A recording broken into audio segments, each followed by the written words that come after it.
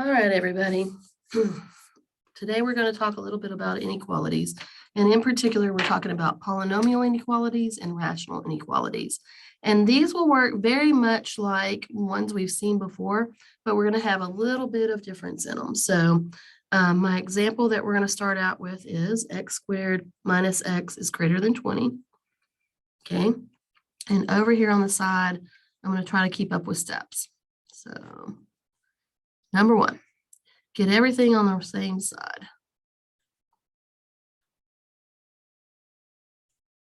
So what I mean by that is right now I've got that 20 sitting off by itself, and I want to move that over. So I look at this, and we know this is a polynomial right here. X squared, x to the first, and a constant number. That's just a regular old polynomial. I'm going to subtract 20 from both sides. When I do that on the right-hand side, what happens? 20 minus 20 is 0, right?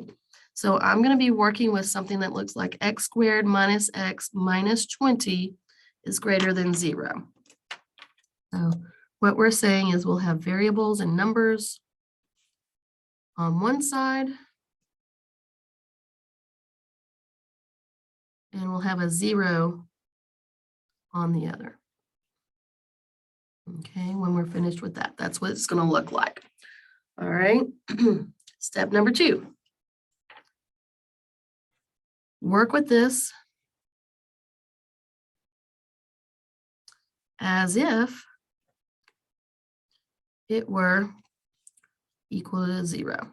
So basically, we're going to forget that we're dealing with an inequality for just a second, and we're going to solve it as if it was equal to 0. So here was step 1. Here is step 2. If I had x squared minus x minus 20 equals 0, we know how to solve that guy, right? That's just a quadratic equation. I am going to factor it. It looks like it factors to me. So I'm going to go straight for the factorization. Hopefully by now we're really good with our factoring skills. I know the first thing is x squared, so it's going to be an x and an x. I know that the two numbers at the back are going to multiply to give me a negative 20. So that means one's a positive and one's a negative. Okay. And I know that they're going to add together to give me a negative 1. So I'm thinking these are two numbers that multiply to 20 that are really close together. And the bigger number is the negative. So I'm thinking 5 and 4. So negative 5 and positive 4, because they've got to add to give me negative 1. So you can check yourself. X squared minus 5x plus 4x is going to give me negative x, and then minus 20. So we're good. That's our factorization.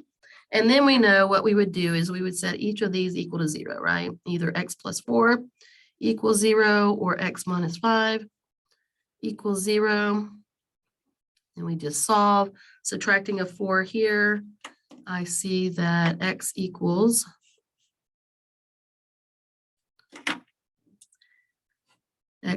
negative 4 here, or x equals positive 5 here. That's what we got, right? So solve for x is what we just did. Work with it as if it was equal to 0. Solve for x, or whatever your variable is. There we go. That's what we're up to. So there's step number 2. Step number 3 is going to be, this is where it deviates from what we're used to. If we were doing an equation, we'd be done right now, right? We'd just have our two solutions. But because this is an inequality, we have to deal with it because we know that these two things working together, these two factors or two solutions that I've got work together to give me the original, which was an inequality. So I'm going to have to see how that's going to work out for us. So we're going to use a number line to plot your boundary points. And that's what we just found, what we found in number 2. They call them boundary points. Found in number 2. Step 2, I'll say. Okay, that's what we're doing. All right. So what I need here is a number line. No worries. I'm going to have 0 in the middle, and I'm going to go all the way up to positive 5. 2, 3, 4, 5, and all the way down to negative 4. -4, and I'm going to plot those. So for right now, they're just points.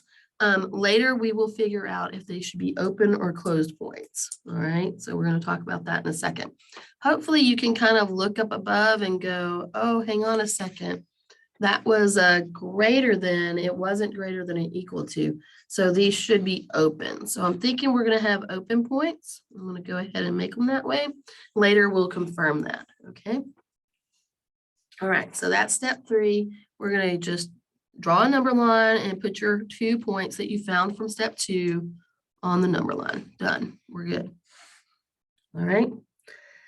Step number 4, though, excuse me, is the interesting one.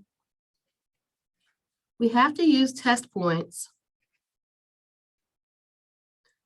and plug them into the original. So it's not enough to just say, oh, I think it's going to be on the left side, or I think it's going to be the right side, or whatever. We actually have to check, and we need a point from every section. So what I see is by putting in 2 points, I have split the graph, the number line here, into 3 sections.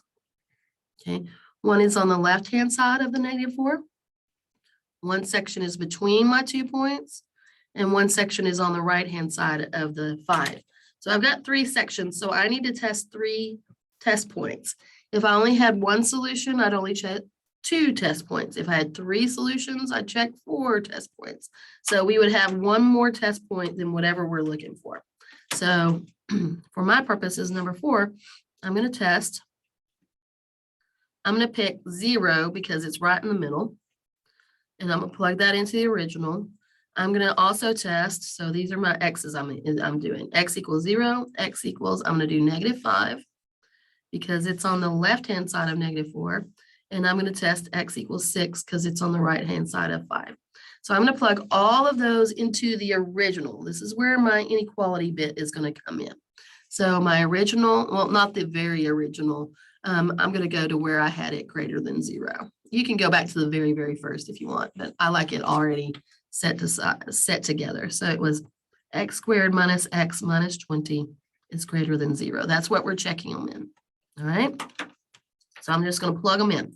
0 squared is 0 minus 0 minus 20. And what I want to know is that area greater than 0? 0 squared minus 0, it's a 0, minus 20, is that greater than 0? Well, greater than 0 will be positive, and this is -20, it's less than 0, right? So if this test point right here doesn't work, which it didn't, okay, then nothing in this section of my graph is going to work. So these guys are not going to be positive. They're not going to be greater than 0. So none of these in between -4 and 5 are going to work. So now let's check the others. We had -5. I'm going to plug them in. -5 squared minus, there's a minus in the equation, and I've got a -5, minus 20. Is that greater than 0? That's what I'm checking, right? I'm going to test them, plug them into the original. Well, a negative times a negative is a positive, so this is 25. Negative times a -5 is going to be +5 minus 20. Is that greater than 0? That's what we want to know. So I look at it and I say, well, this is 30 minus 20. I got 10. Is that greater than 0? Yes. Okay. So that means that this test point works for me. So -5 works, which means everything below -4 is going to work. So we got points working, no problems here. Okay. So I'm going to shade that whole entire side of the number line because it's all going to be okay. And then the last test point, x equals 6. Let's see, that was 6 squared minus 6 minus a 20. And we want to know if that's greater than 0, question mark. Okay. So 6 squared is 36. 36 minus 6 is 30. Minus 20 is still 10. 10 is still greater than 0. Yes, it is. So I'm out here. The 6 worked, so everything on the right-hand side of the 5 is going to work. So in this case, we've got 2 sections that ended up working. And I'm going to tell you, sometimes it might be the middle section. Sometimes it might be two sections side by side. It doesn't have to alternate. So it could be like from -4 to 5 and then from 5 up. Or it could be from -4 to 5 and negative infinity up to -4. So it just depends on what's going on. You have to check.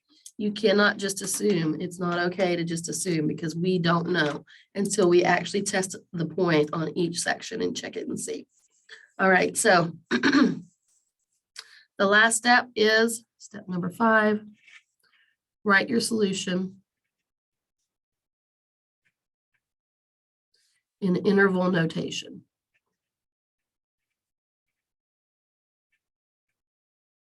Okay, and this is where we'll come in and we'll be dealing with the brackets and the parentheses and all that like we've done before in domain and stuff like that. So we think that the points that are working are on the left-hand side of a -4. So that would be negative infinity up to -4. We know infinity always gets a parenthesis, but let's check real quickly because I told you I think this is going to be an open circle. It should be because it was a greater than 0. But let's just check. If I put in -4, -4 squared is positive 16. Minus a -4 is a positive 20. 20 minus 20 equals 0, right? So the -4 would be the equal spot, but they didn't ask me for the equal spot. If they had asked me for the equal spot, this would be solid. Since they don't, it's open. So since it's open, I put parentheses, right? All right, and then the same thing is going to happen on this side. You can check your 5. That should be the spot where it's equal to 0. So again, we keep a parentheses. Remember, when you're doing these, you always go left to right. So negative infinity up to 4. Skip this section, 5 to positive infinity. So there we go. All right, so that is your answer. And that's how we know you're finished. You've got a number line with test points and you've drawn it, you've darkened up the areas that work, and you've got me my interval notation. That's how I'm going to know you're completely done. You're good to go. All right. Okay. Try one. Make sure we're all good. So I'm going to give you, and this one's not a pretty one, so I'm just warning you, giving you this guy. 4x squared is less than or equal to 1 minus 2x. All right, so the first thing we do is we move everything onto one side and get a 0 on the other. Even though there's 2 terms over here, I'm still going to move things to the left because my 4x squared is positive there, and I want to keep it that way. So -1, -1, and this was a minus 2x, so I'm going to add 2x, right? And then on the left-hand side over here, I'm going to rearrange so that it's in descending exponent order. 4x squared plus 2x minus 1 is less than or equal to, and if we did it right, both of these should go away, right? So it's less than or equal to 0. Okay, so we've got all of the stuff on one side, a 0 on the other side. That's how we like it so that we can solve this as if it was an equation. So I'm just going to solve it just like it was an equation. 4x squared plus 2x minus 1 equals 0. And if you want to, you can try to factor this one, play with it a little bit, but I'm just going to tell you it is not going to factor. That's why I said it's not as pretty as the other one we did. So think back in your brain a little bit. It won't factor. So we need to use what? And in my head, I'm hearing quadratic formula, right? If it won't factor, we know quadratic formula always works. It gives us those not so pretty answers, right? Sometimes.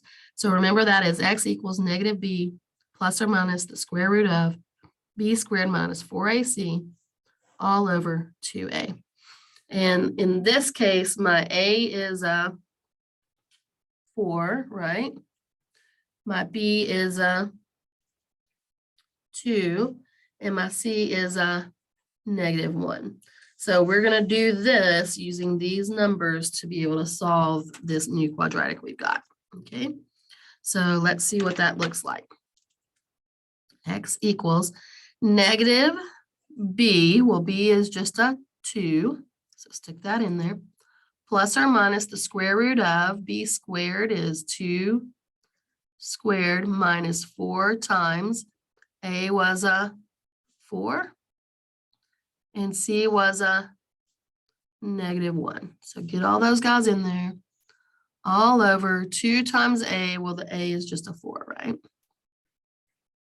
So remember how to plug those in. Go work on it if you're not remembering or you're having issues, because we've done this before. So need a reminder, then get one. That's okay.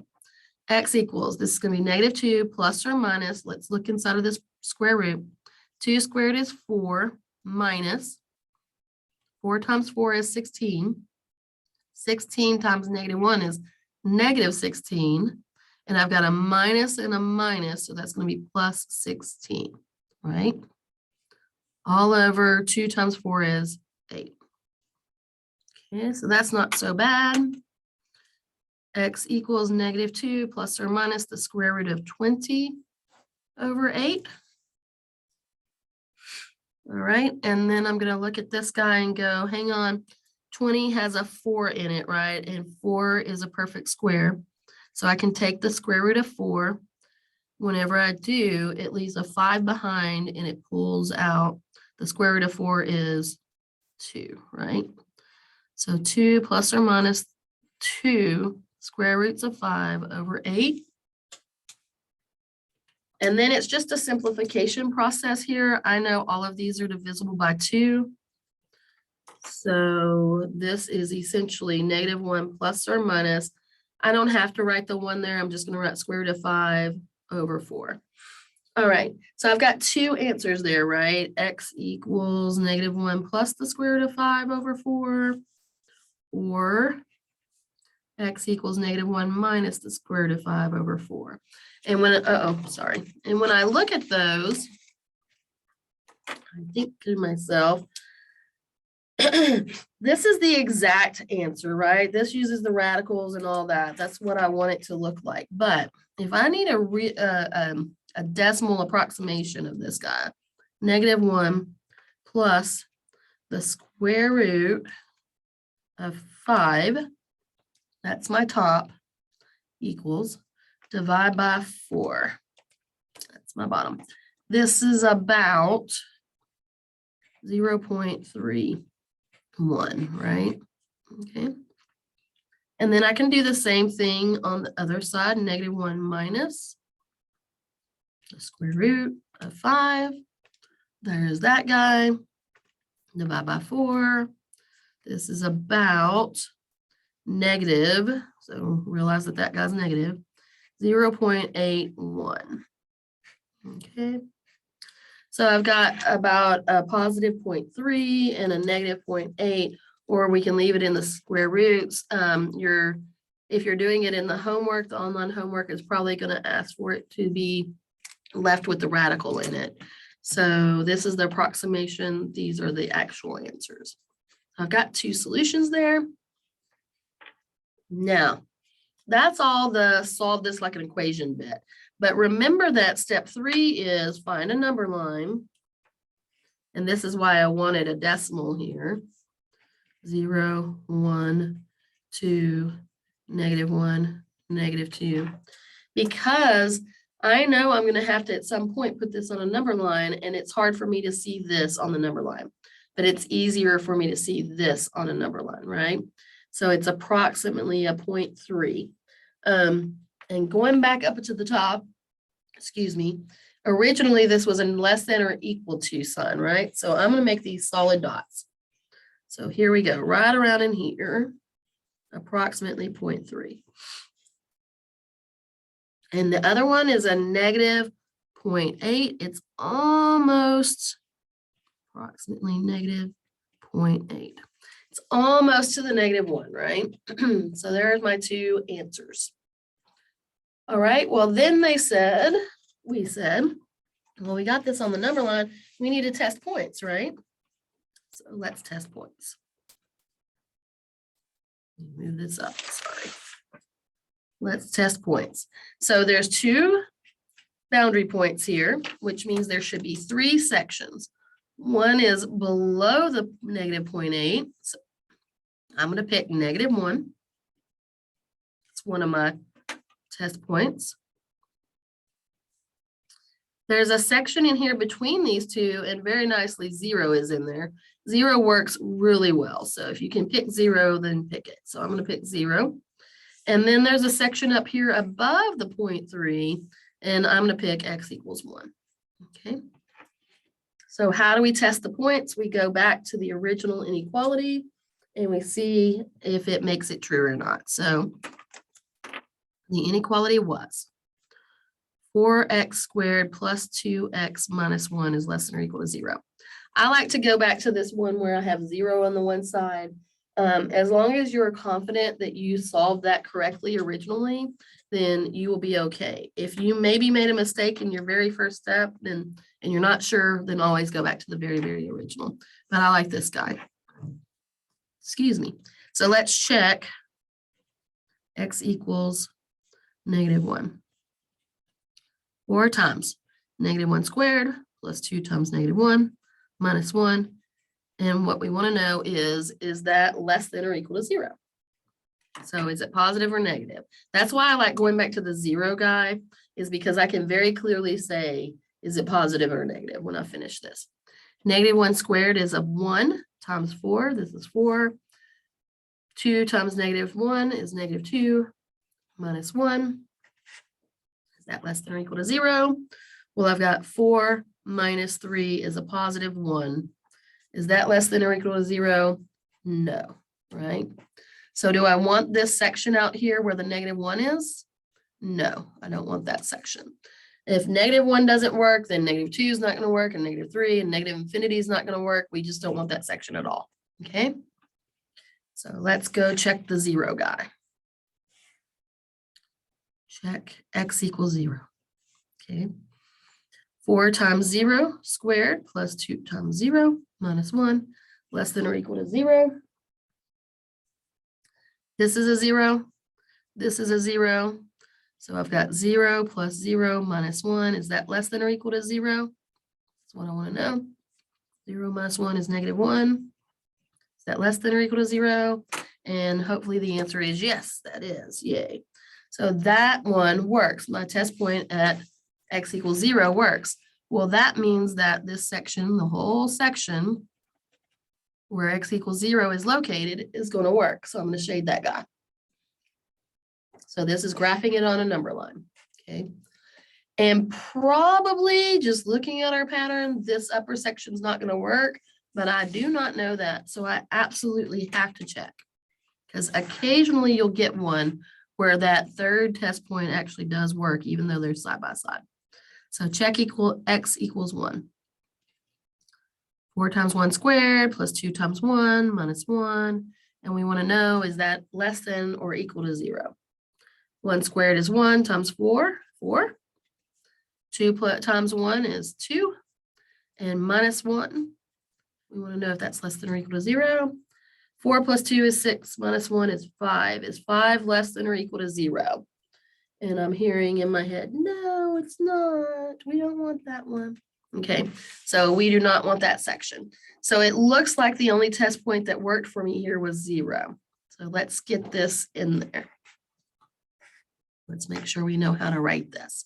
So if you are comfortable with the -0.8 is less than or equal to x, it's less than or equal to the positive 0.3, you can use that, but probably in your homework, it's going to ask you for that exact answer. So I'm going to come back up here and I'm going to substitute. The 0.3 guy was the plus square root of 5. If you remember, I've got it right there. 1 plus the square root of 5 over 4. And the -0.8 guy was the minus. Oops, I lost the -1 there. -1 minus the square root of 5 over 4. And see how the x is sandwiched in between my two answers here? So this is on the bottom side, less than x is less than the top side. And see how my graph is also sandwiched in between those two? They should kind of match, right? We've got equal signs here, and these are solid dots here, so we're good there. You should be able to read the graph and also get the interval notation off of it very easily. All right. So I'm going to give you one that we're not going to work together because it's just going to take extra time. I'm already running low on my time for this video, of course. I'm going to give you an example if you would like to work it. It is a little bit bigger. X cubed plus x squared is less than or equal to 4x plus 4. Okay. When you get all that stuff by itself and a 0 on the other side, minus 4x minus 4 is less than or equal to 0. My hint for you is you should factor by grouping these two and these two, because otherwise this is a cubic and you're going to have to do like long division and stuff like that. And you don't need to do that here. This will factor. Okay, so see what you can do that way. And I will tell you that your solutions should be x equals -1, -2, and +2. So see if you can get there and then see what that number line looks like. And see what your interval notation will be. Check your points. And so on and so forth. So I just don't have time to do that. It's a duplicate of what we've already done. So I don't want to spend time doing that because I want to hit on one of the rational real quickly. So let's do that. So my example for the rational, and I'm looking, there it is. I'm like, I know I wrote one down. Rational inequality. Everything is going to work the same except for, remember what rational means.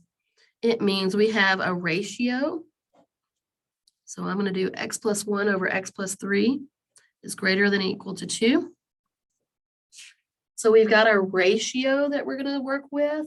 It's going to work the same way, but for instance, when I go to get everything on the same side here, -2 and -2, this guy will turn into 0. That's not a problem.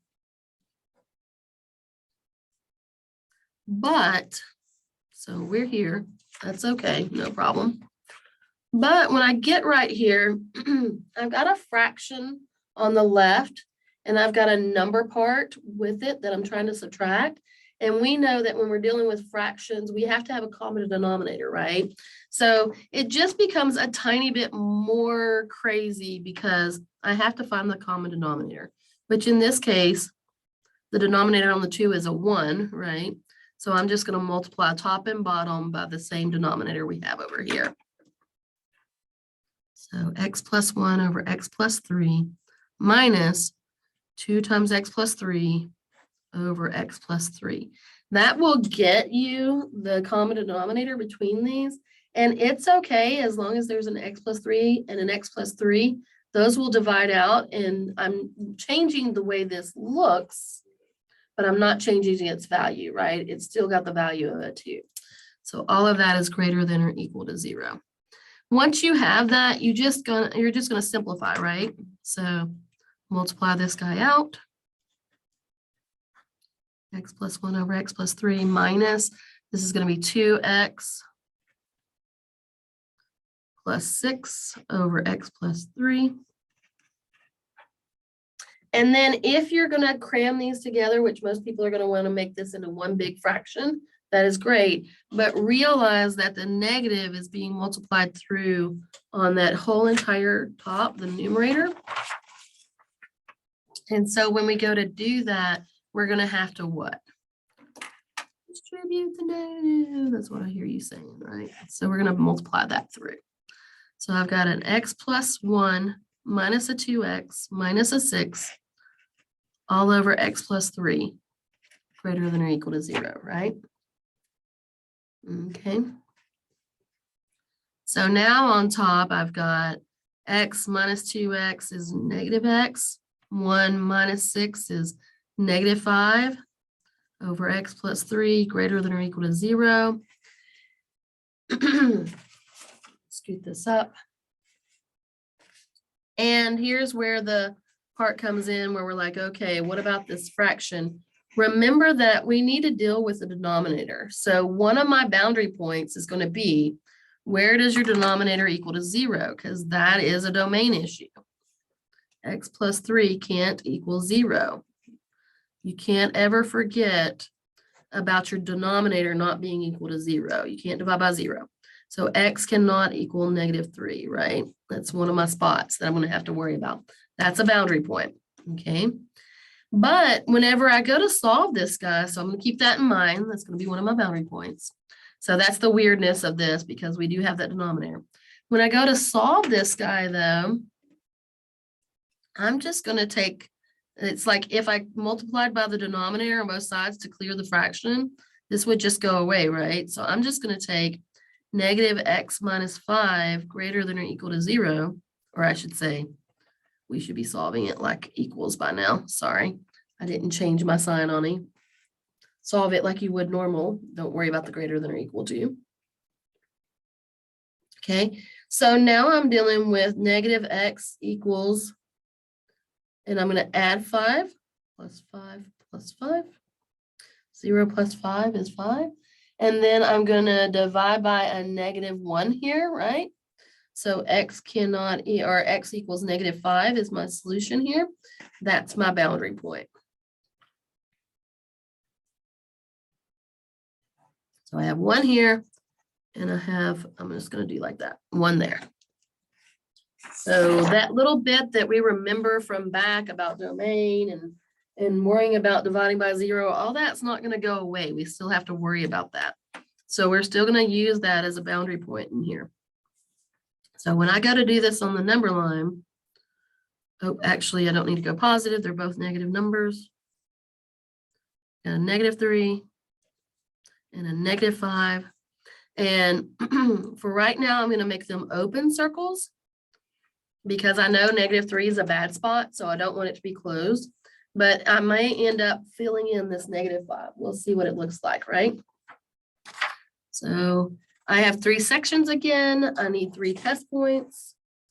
This guy in the middle here is a -4. So I'm going to test. And by the way, you don't have to test the same points I do. I'm just trying to make sure I use the easy one. So I'm going to pick the one directly to the left, the one in the middle, x equals -4, and the one on the right-hand side that's easy to pick. Now, if you wanted to use -2, for instance, here, you can. There's nothing wrong with that, but I'm not going to use -2. I'm going to use 0 because I think it's easier to work with. Okay. Some people might like using x equals 1. That's fine. All right. So we're going to test this in our original inequality. So it was, when we got it set equal to 0. Let me find it. Sorry. Let's try to get it where I have. Let's use this one right here, where I have it simplified as much as possible. -x minus 5 over x plus 3. And the sign was greater than or equal to 0. So check your points and see what happens. So we're going to check -6. That's a -6 minus 5 over -6 plus 3. That's going to be a +6 minus 5 is a 1.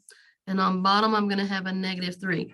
Now, I really don't care what this value is. What I care about is it positive or negative? Because if it's negative, which this one is, 1 over -3 is a negative, positive divided by negative is a negative, then is that greater than or equal to 0 if it's negative? And the answer is no. Okay, so that guy's not working for me. So now I'm going to check -4 because it's the one in the middle. -4 minus 5 over -4 plus 3.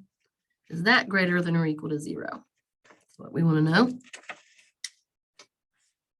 And when I get in here, a negative and a negative is a positive. So 4 minus 5, this gives me -1 on top. -4 plus 3 is a -1 on bottom. -1 divided by -1 is a +1. Is that greater than or equal to 0? Absolutely, that one is. So the -4 works. All right, so I know this section in the between definitely works, right? Okay, and then check your other point, which was 0. -0 minus 5 over 0 plus 3. Is that greater than or equal to 0? That's what we want to know. Well, this is -5 over +3, which is a negative. Is that greater than or equal to 0? Negative is not greater than or equal to 0. So the only section we have here is the section in between. Okay, that's the one we're worried about. And then I said we're definitely not going to use the -3 because that makes my denominator 0. So it's definitely an open circle. But remember that we have the greater than or equal to sign here. So let's just kind of check what's going on with -5 here. If I stuck in a -5, that would be a -5, which would be +5.